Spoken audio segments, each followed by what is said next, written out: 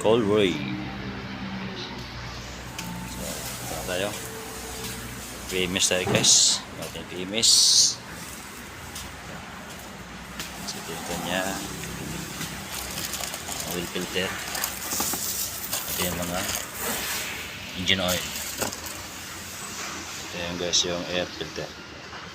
So, dito yung guys. Natanggal natin yung star screw. So yun guys, ito yung ating air filter sa palitan natin. So ito yung daan nya guys. Yan, marami na palitan. Ito yung bago. So yun guys, nakapit natin. So, mga basic naman yan guys. Ayan. So ito mga star screw. Okay na. So yan guys, dito na makikita ang kanyang cabin filter. Ayan. So buksan na yan. Natin ng flat screw. Ayan. Ayan, flat screw. So ito na yun guys, cabin filter nya. So marami na. So pangin na lang natin. Okay. So ito na yun guys, malinis na. Kabit na natin guys. Kabit natin guys. Okay. So ito yun guys, ginagawa natin filter rinse. Yan. Okay. So ito yung balta na natin. Plan tayo ng brake cleaner. Okay. So ayan guys, kapit natin yung bago guys. Ayan. Okay. Guys, gamitin natin filter rinse. Ayan, team. Team na guys. Ayan guys, gawin natin, hipitan natin. Okay.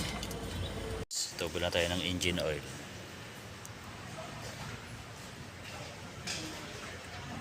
Nakaon na guys. Reset na natin tayo. Pasok natin yung kanyang system, ating Geely. Ayan. So connect na, communicate nya guys. Okay. So ito na ating Ray 2019 model with ang 2019 model guys. Sa national standard 5 tayo. At tapos filter port. Ayan. Okay. Yan guys, wala naman yung full codes. Ayan. So dito na tayo. Sa special function. Ayan. There is a vehicle maintenance. Yes. So dito tayo na 10,000. Ayan guys. Ayan. Bumabalik. So ibig sabihin, nag-reset na yan guys. Okay. Ayan, nasa 10,000 na guys. So 10,000 na. Yan.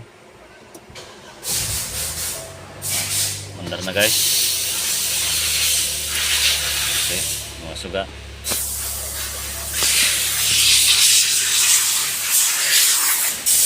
Okay. Maraming unit na. So ito yung guys. Naka-andar na.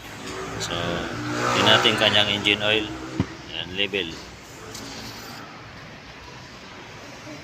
Ayan, so ito guys, okay.